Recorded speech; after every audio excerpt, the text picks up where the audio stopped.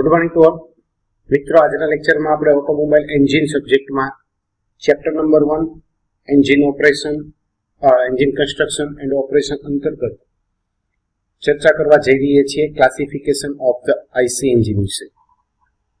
IC engine જે છે તેના વર્ગીકરણની અંદર અલગ અલગ પ્રકારના મુદ્દાઓને ધ્યાનમાં લઈ અને તેનું ક્લાસિફિકેશન જે છે તે કરવામાં આવતું હોય છે. સૌથી પહેલા આપણે જોઈએ કે આઈસી એન્જિન જે છે તે શરૂઆતમાં તેની સાયકલના ઓપરેશન પ્રમાણે વર્ગીકૃત કરેલું છે, એટલે કે according to the cycle of operation. Cycle operation જે છે તેની અંદર જોવા જઈએ તો 2 સ્ટ્રોક સાયકલ એન્જિન અને 4 સ્ટ્રોક સાયકલ એન્જિન.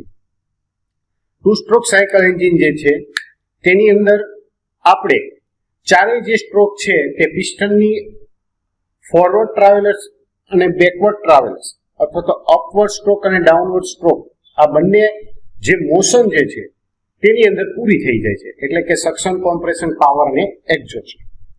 જ્યારે 4 સ્ટ્રોક સાયકલ એન્જિન છે તેની અંદર પિસ્ટન જે છે તેની ફોરવર્ડ ટ્રાવેલર્સ અને બેકવર્ડ ટ્રાવેલર્સની બે મુવમેન્ટ થાય અથવા તો ક્રેન્કશાફ્ટના 2 રિવોલ્યુશન ફરે ત્યારે એક સાયકલ પૂર્ણ થાય છે. આથી 2 સ્ટ્રોક એન્જિન જે છે તેની અંદર આપણે જે ચારેય સ્ટ્રોક જે છે તે બે પિસ્ટનના જે ટ્રાવેલ જે છે ફોરવર્ડ અને બેકવર્ડ તે ક્રેન્કશાફ્ટના 1 રિવોલ્યુશન દરમિયાન પૂર્ણ થતી હોય અને એક સાયકલ દરમિયાન 2 સ્ટ્રોકનું કામ થતું હોય છે. એટલા માટે ચારેય સ્ટ્રોક પૂરું કરવા માટે તેને 2 સ્ટ્રોકની જરૂર પડે છે. આથી તેને 2 સ્ટ્રોક સાયકલ કહેવામાં આવે છે. જ્યારે 4 સ્ટ્રોક સાયકલ એન્જિનની અંદર દરેક સાયકલને પૂર્ણ થવા માટે સેપરેટ સ્ટ્રોકની જરૂર પડે છે. આથી તેને આપણે 4 સ્ટ્રોક સાયકલ એન્જિન તરીકે ઓળખીએ છીએ. નેક્સ્ટ આવે છે according to the cycle of combustion. કયા પ્રકારનું કમ્બશન ઉપર ડિઝાઇન કરવામાં આવેલી છે તે જોઈએ. સૌથી પહેલી સાયકલ આવે છે તેની અંદર ઓટો સાયકલ એન્જિન અથવા તો combustion at constant volume. Otto cycle engine કહેવામાં આવે છે કે જેને આપણે પેટ્રોલ એન્જિન સાયકલ કહીએ છીએ, પેટ્રોલ એન્જિન કહીએ છીએ, અને તેને અથવા તો તેની અંદર જે કમ્બશન થાય છે તે કોન્સ્ટન્ટ વોલ્યુમનું થાય છે. કઈ રીતે છે તે આપણે આગળ ઓટો સાયકલ જ્યારે શીખીશું તેની અંદર જોઈશું. નેક્સ્ટ આવે છે ડીઝલ સાયકલ એન્જિન અથવા તો કમ્બશન એટ કોન્સ્ટન્ટ પ્રેશર. બીજા નંબર ડીઝલ સાયકલ એન્જિન કે જેનો ઉપયોગ આપણે મુખ્યત્વે ડીઝલ એન્જિનની અંદર કરતા હોઈએ છીએ, સીઆઈ એન્જિનની અંદર કરતા હોઈએ છીએ, અને તેને આ પ્રકારના એન્જિનની અંદર જે કમ્બશન જે છે તે કોન્સ્ટન્ટ પ્રેશર પ્રકારનું હોય છે. નેક્સ્ટ આવે છે ડ્યુઅલ કમ્બશન અથવા તો semi diesel cycle engine. combustion partly at constant pressure and combustion partly at constant volume. બીજી જે સાયકલ છે તે બંનેનું કમ્બાઇન્ડ વર્ઝન છે કે જેને આપણે સેમી ડીઝલ એન્જિન તરીકે પણ સેમી ડીઝલ સાયકલ એન્જિન તરીકે ઓળખીએ છીએ. હવે આ પ્રકારના એન્જિન છે તેની અંદર કમ્બશનનો અમુક ભાગ કોન્સ્ટન્ટ પ્રેશર સાયકલ ઉપર થાય છે, જ્યારે અમુક પોર્શન જે છે તે કોન્સ્ટન્ટ વોલ્યુમ પરમાં થતું હોય છે. નેક્સ્ટ આવે છે according to the arrangement of cylinder. હવે સિલિન્ડર કઈ રીતે ગોઠવેલા છે તો તેના ઉપર પણ સિલિન્ડર આઈસી એન્જિનનું ક્લાસિફિકેશન કરવામાં આવેલું છે. તેની અંદર સૌથી પહેલા જોઈએ તો સિંગલ સિલિન્ડર એન્જિન, એટલે કે માત્ર એક જ સિલિન્ડર હોય. Engine has 1 cylinder and piston connected to the crankshaft.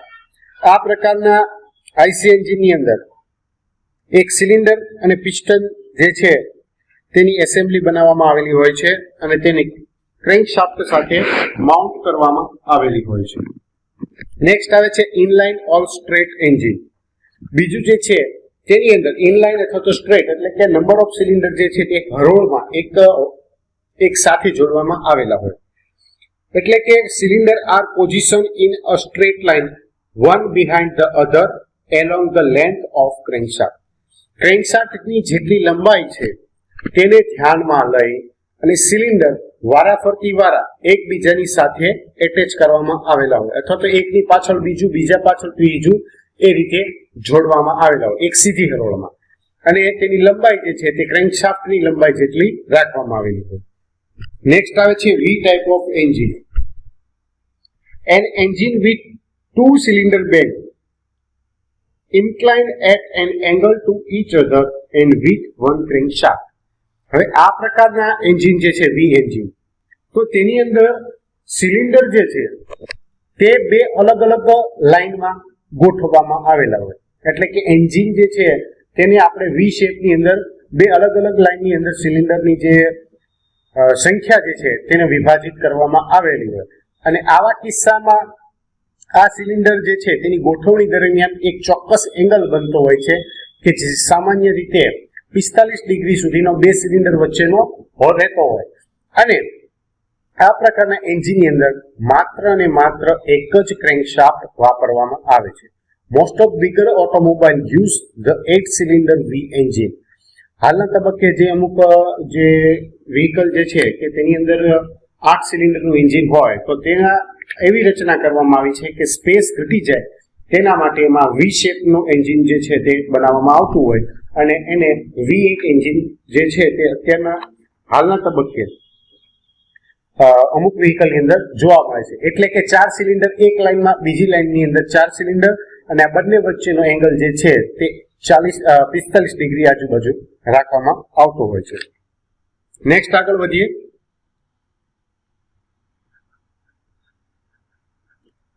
Oppose cylinder engine.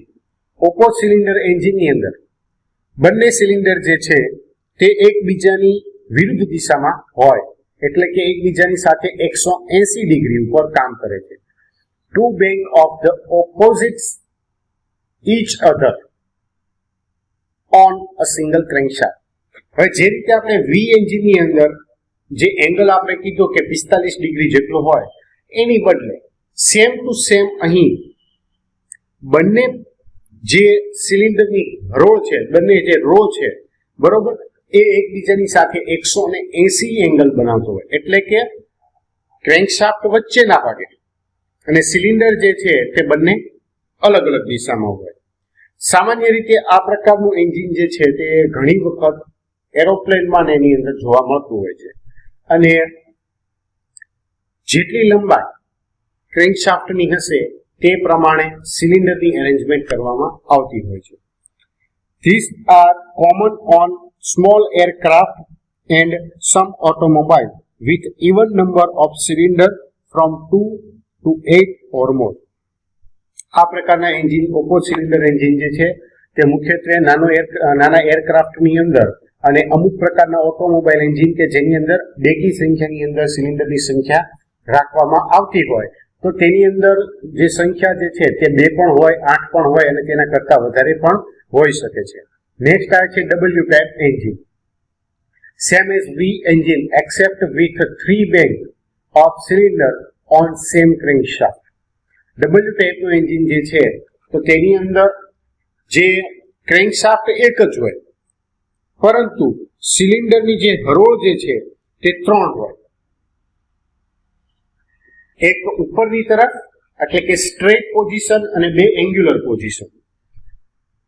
એટલે કે આપણે જોવા જઈએ તો W શેપની અંદર એક આવી રીતે આવશે, પછી એક ઉપરની તરફ જશે અને એક આવી રીતે જશે. એટલે કે જે આપણે 45 ડિગ્રીનો જે એંગલ બને છે તે તો છે, પણ સાથોસાથ જે બંને વચ્ચે વચ્ચોવચ 22.5 ડિગ્રીનો એંગલ પણ બને છે ત્યાં પણ એક હોય. એટલે કે એક જ ક્રેન્કશાફ્ટ ઉપર 3 અલગ અલગ હરોળવાળા સિલિન્ડરનું ઓપરેશન થતું હોય. Not common but some have been develop for racing automobile. સામાન્ય રીતે આ પ્રકારના એન્જિન કોમનલી આપણને જોવા મળતા હોતા નથી, પરંતુ અમુક સ્પેશિયલ પર્પઝ એટલે કે રેસિંગ કાર જેવા જે વ્હીકલોની રચના કરતા હોય, બનાવતા હોય તો તેની અંદર આ પ્રકારના એન્જિન જે છે તે ઘણી વખત જોવા મળતા હોય છે. નેક્સ્ટ આવે છે ઓપોઝ પિસ્ટન એન્જિન. એટલે કે જે રીતે આવ્યા પહેલા આપણે સિલિન્ડર અલગ અલગ દિશામાં હતા તો અહીં સિલિન્ડર જે છે તે એક તરફ થઈ જાય છે અને પિસ્ટન જે છે તે અલગ અલગ તરફ થતા હોય છે. In this type of engine, there are 2 pistons in each cylinder with the combustion chamber in the center between the piston. 2 centre જે છે તે એક જ સિલિન્ડરની અંદર રાખવામાં આવતા હોય છે અને કમ્બશન ચેમ્બર જે છે તે એક જ હોય છે અને આ જે કમ્બશન ચેમ્બર અથવા તો જે સિલિન્ડર જે છે તે જે પિસ્ટનના બંને જે બાકીના છેડા છે તેના બોટમ ડેડ સેન્ટર તેની વચ્ચે રાખવામાં આવતું હોય છે. A single combustion process goes the two power stroke at the same time, with each piston being pushed away for the center and delivery power to the separate crankshaft at each other of the cylinder. હવે જે આ પ્રકારનું engine જે છે ને તેની અંદર બે અલગ અલગ ક્રેન્કશાફ્ટ રાખવામાં આવી હોય. સિલિન્ડર કોમન પણ જે ક્રેન્કશાફ્ટ જે છે તે બંને અલગ અલગ હોય. એટલે કે જ્યારે પિસ્ટનની મુવમેન્ટ થતી હોય અને મુવમેન્ટ દરમિયાન જે 4 સાયકલ સક્શન, કોમ્પ્રેશન, પાવર અને એક્ઝોસ્ટ મળે તો એ વખતે જે સાયકલ દરમિયાન પાવર જે પેદા થાય છે તે પણ અહીં વધી જશે અને તેને પરિણામે જે થ્રસ્ટ અથવા તો જે મોશન અથવા તો જે પાવર ટ્રાન્સમિશન જે છે તે બંને જે અલગ અલગ ક્રેન્કશાફ્ટ સાથે પિસ્ટનની જે જોડાણ કરવામાં આવેલું હોય છે તો તેને મળે છે અને આ રીતે પાવર જે છે તે ક્રેન્કશાફ્ટ સુધી સેપરેટલી ક્રેન્કશાફ્ટ જે જોડેલી હોય ત્યાં સુધી મેળવી શકાય. લાસ્ટ એન્જિન છે radial type. In this type of engine, with piston position in circular plane around the center crankshaft. હવે આ પ્રકારના એન્જિન જે છે તો તેની અંદર ક્રેન્કશાફ્ટ સેન્ટરમાં રાખવામાં આવે છે અને તેની પૂરી પેરીફેરી ઉપર એન્જિન જે છે તે લગાડવામાં આવે. એટલે કે અહીંયા સેન્ટરની અંદર ક્રેન્કશાફ્ટ હોય, પછી એક સિલિન્ડર આ રીતે હોય, બીજું આ રીતે, ત્રીજું આ રીતે, ચોથું આ રીતે, એવી રીતે નંબર ઓફ સિલિન્ડર જે છે તેની રચના કરવામાં આવતા હોય. એટલે કે એક જ ક્રેન્કશાફ્ટને સેન્ટરમાં રાખી અને ફરતી તેના ફરતી પેરીફેરીની આજુબાજુ નંબર ઓફ સિલિન્ડરની રચના કરવામાં આવતી હોય કે જેને આપણે રેડિયલ એન્જિન કહીએ. The connecting rod of the piston are connected to a master rod which in turn is connected to crankshaft. હવે આ પ્રકારની જે રચના છે તેની અંદર કનેક્ટિંગ રોડ જે છે તે પિસ્ટનની હારે તો જોડાયેલો હોય પણ તેનો જે બીજો જે છેડો છે તે માસ્ટર રોડ સાથે કનેક્ટ કરવામાં આવેલો છે કે જે ક્રેન્કશાફ્ટને ફેરવવામાં મદદ કરે છે. In a radial engine, the bank of cylinder always has an odd number of cylinder range from 3 to 13 or more. સામાન્ય રીતે જે રેડિયલ ટાઈપના એન્જિન છે તો તેની અંદર નંબર ઓફ સિલિન્ડરની સંખ્યા હંમેશા એકી સંખ્યાની અંદર રાખવામાં આવે છે અને આ પ્રકારના એન્જિનની અંદર જો સિલિન્ડરની વાત કરવામાં આવે કેટલા સિલિન્ડરની હોય તો તેમાં 3, 5, 7, 9, 11, 13 એમ એના કરતા વધારે પણ હોઈ શકે છે. Operating on a 4-stroke cycle, every other cylinder fire and has a power stroke as the crankshaft rotate and give a smooth operation. હવે પિસ્ટન આ જે નંબર ઓફ સિલિન્ડર જે છે તે ઓડ નંબરની અંદર હોય તો એનો કોઈ પ્રોબ્લેમ હોતો નથી કારણ કે જે સિલિન્ડરની અંદર જે 4 સ્ટ્રોક અથવા તો જે પિસ્ટન ટ્રાવેલિંગ અથવા તો જે સાયકલ જે છે 4 સ્ટ્રોકની સેક્શન, કોમ્પ્રેશન, પાવર અને એક્ઝોસ્ટ એ સમયાંતરે વારાફરતી થતી રહેતી હોય છે અને પરિણામે જે પાવર છે તે કન્ટિન્યુઅસલી ક્રેન્કશાફ્ટ ઉપર પ્રાપ્ય બનતું હોય છે. આથી આવા પ્રકારના એન્જિનનું જે ઓપરેશન જે છે તે સ્મૂધલી રીતે થતું હોય છે. Many medium and large size propeller driven aircraft use the radial engine. સામાન્ય રીતે આ પ્રકારના એન્જિન જે છે રેડિયલ એન્જિન તે મીડિયમ અને મોટી સાઇઝના એરક્રાફ્ટની અંદર ઉપયોગમાં આવે છે. For large aircraft 2 or more bank of cylinder are mounted together, one behind the other, on a single crankshaft, making one powerful smooth engine. મોટા પ્રકારના એરક્રાફ્ટ હોય તો તેની અંદર 2 અથવા તો 2 થી વધારે જે સિલિન્ડરની જે બેંક હોય તેને એકબીજાની સાથે માઉન્ટ કરવામાં આવે છે અને તેને એક પછી એક ગોઠવવામાં આવતી હોય છે અને તેની ક્રેન્કશાફ્ટ જે છે તે માત્ર એક જ હોય છે કારણ કે જ્યારે તેનું ઓપરેશન થતું હોય તો તેના પરિણામે આપણને સ્મૂધ ઓપરેશન જે છે તે પ્રાપ્ય બનતું હોય. Very large ship engine exit with up to 54 cylinder 6 bank of the 9 cylinder each. જો મોટું શિપ હોય તો તેની અંદર એન્જિન જે છે તે લગાડવામાં આવતું હોય તો તેની અંદર 54 સિલિન્ડર હોય છે અને તેના માટેની 6 અલગ અલગ બેંક બનાવવામાં આવી હોય છે અને આ પ્રત્યેક જે બેંક છે 6 તેની અંદર 9 સિલિન્ડર ગોઠવવામાં આવતા હોય છે. એટલે આ રીતે રેડિયલ એન્જિન જે છે તે શિપિંગ માટે પણ ઉપયોગમાં લેવાતા હોય છે. પછી આવે છે એકોર્ડિંગ ટુ ધ યુઝ. કયા પ્રકારે એન્જિનનો ઉપયોગ કરવો છે તો તે પ્રમાણે પણ એન્જિનનું આઈસીએનું ક્લાસિફિકેશન કરવામાં આવ્યું છે. તો તેની અંદર જોઈએ તો સ્ટેશનરી એન્જિન, બીજા નંબરે આવે છે પોર્ટેબલ એન્જિન. સ્ટેશનરી એન્જિન એટલે કે એ પ્રકારનું કે અમુક પ્રકારના કામ માટે તે યુઝ થતું હોય. પોર્ટેબલ એટલે કે તેને સ્થળાંતર આપણે સરળતાથી કરી શકીએ. પછી આવે છે ઓટોમોબાઈલ એન્જિન એટલે કે જે આપણે મોટે ભાગે ગાડીઓ, મોટરસાયકલ, સ્કૂટર જેની અંદર યુઝ કરીએ છીએ. મરીન એન્જિન એટલે કે જે આપણે શિપ અને કાર્ગો તેની અંદર ઉપયોગ કરતા હોઈએ. નેક્સ્ટ આવે છે એરો એન્જિન. એરો એન્જિન એટલે કે જેનો આપણે એરક્રાફ્ટની અંદર યુઝ કરતા હોઈએ તો તેને આપણે એરો એન્જિન તરીકે ઓળખતા હોઈએ છીએ. તો આ રીતે અલગ અલગ ભાગની અંદર ઉપયોગ કઈ જગ્યાએ થાય છે તેના આધારે વિભાજિત કરવામાં આવેલા છે. નેક્સ્ટ આવે according to the speed of engine. એન્જિનના સ્પીડના આધારે પણ તેનું ક્લાસિફિકેશન કરવામાં આવેલું છે. લો સ્પીડ એન્જિન સૌથી પહેલા. લો સ્પીડ એન્જિનની અંદર આપણે અમુક જે સ્પીડ રેન્જ જે છે તે નક્કી કરવામાં આવેલી હોય છે અને તે પ્રમાણે એની ડિઝાઇન કરવામાં આવેલી હોય. મીડિયમ સ્પીડ એન્જિન તો કે મીડિયમ સ્પીડ એન્જિન જે છે તો તેની અંદર પણ અમુક રેન્જ નક્કી કરવામાં આવી છે, સ્પીડ રેન્જ, અને તેના માટે એન્જિન ડિઝાઇન કરવામાં આવતું હોય.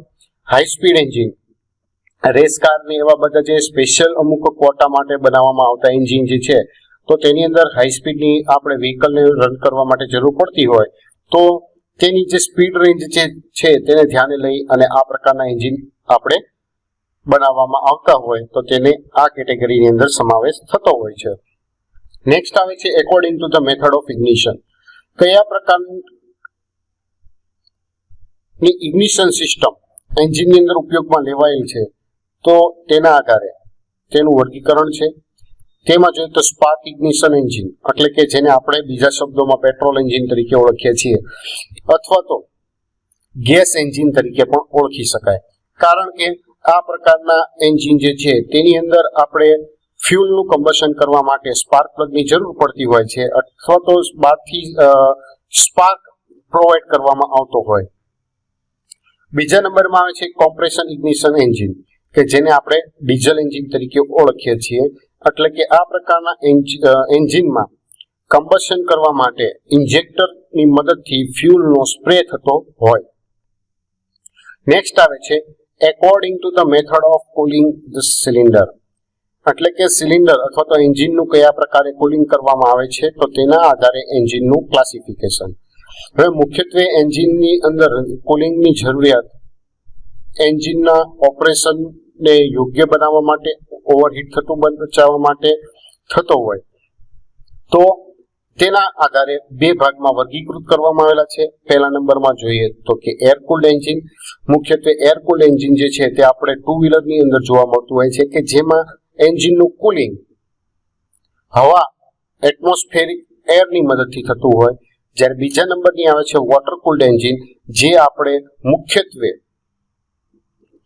4 વ્હીલ, હેવી ડ્યુટી વ્હીકલ, બસ, ટ્રક, અમુક સ્પેશિયલ પર્પઝ વ્હીકલ જે છે તેની અંદર જોવા મળતું હોય છે. એટલે કે આ પ્રકારના એન્જિનની અંદર કુલિંગ કરવા માટે આપણે વોટર સર્ક્યુલેશન કરવું પડતું હોય છે. નેક્સ્ટ આવે છે according to the method of governing.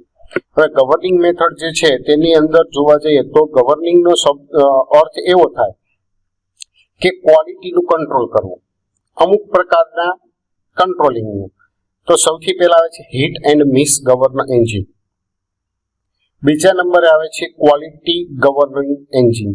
Quality governing જે છે તે મુખ્યત્વે આપણે પેટ્રોલ એન્જિનની અંદર યુઝ થતો હોય છે. જ્યારે ક્વોન્ટિટી ગવર્ન એન્જિન જે છે તો તે ગવર્નિંગ મેથડ ડીઝલ એન્જિનની અંદર થતી હોય છે. નેક્સ્ટ આપણે જોઈએ according to the valve arrangement. વાલ્વની ગોઠવણી કયા પ્રકારે કરેલી છે તે ઓવરહેડ વાલ્વ એન્જિન. એટલે કે ઉપરના ભાગે વાલ્વ સિલિન્ડર હેડમાં લગાડવામાં આવેલા હોય. પછી ટી હેડ એટલે કે તેના માટે હેડની ડિઝાઇન કરવામાં આવી હોય ટી શેપમાં. એલ હેડ તો કે એક સાઈડમાં હોય અને બીજો નીચેના ભાગે હોય. એફ હેડ તો એની અંદર પણ એ રીતે રચના સિલિન્ડર બ્લોકની કરવામાં આવી હોય. તો વાલ્વ કઈ રીતે ઓપરેટ થાય છે અને તેની કઈ જગ્યાએ પોઝિશન કરવામાં આવી છે તો તેના આધારે ક્લાસિફિકેશન થાય છે. પછી આવે છે according to the number of cylinder. હવે સિલિન્ડરની સંખ્યાના આધારે પણ તેનું વર્ગીકરણ કરવામાં આવ્યું છે. તો ફર્સ્ટ ઓફ ઓલ છે સિંગલ સિલિન્ડર એન્જિન એટલે કે માત્ર એક જ સિલિન્ડર હોય અને બીજું મલ્ટી સિલિન્ડર એન્જિન. એક કરતા વધારે જે સિલિન્ડર હોય તો તેને આપણે મલ્ટી સિલિન્ડર કહી શકીએ છીએ. તેની અંદર આપણે 2, 3, 4, 6, 8, 12, 16, 20 એ રીતે સંખ્યા લઈ શકીએ છીએ. નેક્સ્ટ હવે આગળ વધીએ. According to the air intake process. Air intake process એટલે કે એન્જિનની અંદર જે એર દાખલ થાય છે તે કયા પ્રકારે દાખલ થાય છે તો તેના આધારે આપણે એન્જિનનું ક્લાસિફિકેશન જોઈએ. તો સૌથી પહેલું આવે છે નેચરલી એસ્પિરેટેડ એટલે કે કુદરતી રીતે જે એન્જિનની અંદર હવા દાખલ થતી હોય તેની અંદર કોઈ પણ પ્રકારની છેડછાડ થતી ના હોય. એટલે કે બહાર જે એટમોસ્ફિયરની અંદર એર હોય તેને એર ક્લીનરમાંથી દાખલ થાય અને ડાયરેક્ટ સીધી કાર્બ્યુરેટર અથવા તો એન્જિનની અંદર ઇન્ટેક મેનિફોલ્ડની અંદર દાખલ થતી હોય. બરાબર, તો તેને આપણે કહીએ છીએ નેચરલ એસ્પિરેટેડ. બીજા નંબર આવે છે સુપરચાર્જ. સુપરચાર્જ એટલે કે અહીંયા જે એર દાખલ થાય છે તેને સુપરચાર્જર જે છે તેની મદદથી ધકેલવામાં આવતી હોય. એટલે કે જે એર દાખલ થતી હોય તેને પ્રેશરાઇઝ કરીને દાખલ કરવામાં આવે કે જેથી કમ્બશન કેરેક્ટરિસ્ટિક જે છે એન્જિનની તે યોગ્ય સુધરી જાય. અને મોટે ભાગે સુપરચાર્જર જે છે તે પેટ્રોલ એન્જિનની અંદર જોવા મળતા હોય છે. નેક્સ્ટ આવે છે ટર્બોચાર્જ. તો ટર્બોચાર્જ જે છે તે ટર્બોચાર્જર યુનિટ છે અને તેને એન્જિનની અંદર જે આપણે એક્ઝોસ્ટ ગેસ બહાર નીકળતા હોય તો તેની મદદથી ચલાવવામાં આવતું હોય. અને આ ટર્બોચાર્જર જે છે તે પણ જે રીતે સુપરચાર્જરની અંદર હવાને કોમ્પ્રેસ કરીને અંદર દાખલ કરવામાં આવે છે તો સેમ વે જે ટર્બોચાર્જરની અંદર પણ હવાને કોમ્પ્રેસ કરીને સિલિન્ડરની અંદર દાખલ થતી હોય છે. અને મોટે ભાગે ટર્બોચાર્જર યુનિટ જે છે તે ડીઝલ એન્જિનની અંદર જોવા મળતું હોય છે. નેક્સ્ટ આવે છે ક્રેન્કકેસ કોમ્પ્રેસ. હવે અમુક કિસ્સામાં જે ઘસારો થતો હોય તો તેના પરિણામે બ્લો બાયની અસર થતી હોય છે અને અમુક પ્રમાણમાં જે એર ફ્યુલ મિક્સર જે છે તો તેના માટે પોઝિટિવ ક્રેન્કેજ વેન્ટિલેશન સિસ્ટમનો ઉપયોગ થતો હોય તો આવા કિસ્સામાં પીસીવીની મદદથી પણ આપણે જે અંદર દાખલ થયેલી જે એર મિક્સર કે હશે તો તેને ફરીથી આપણે ઇન્ટેક મેનિફોલ્ડમાં મોકલી દેતા હોઈએ છીએ.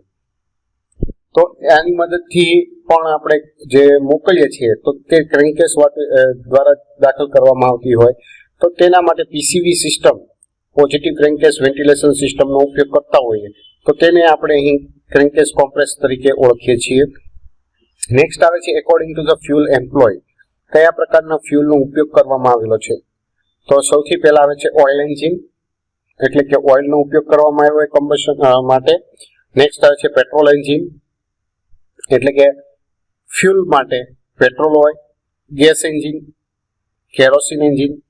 કેરોસીન એન્જિન મુખ્યત્વે આપણે એરોપ્લેનની અંદર ઉપયોગ થાય છે અને અહીં જે કેરોસીન ઉપયોગ થાય છે તે પ્યોરલી ડિસ્ટિલેશન કરેલું હોય છે કે જે વ્હાઇટ કલરનું હોય.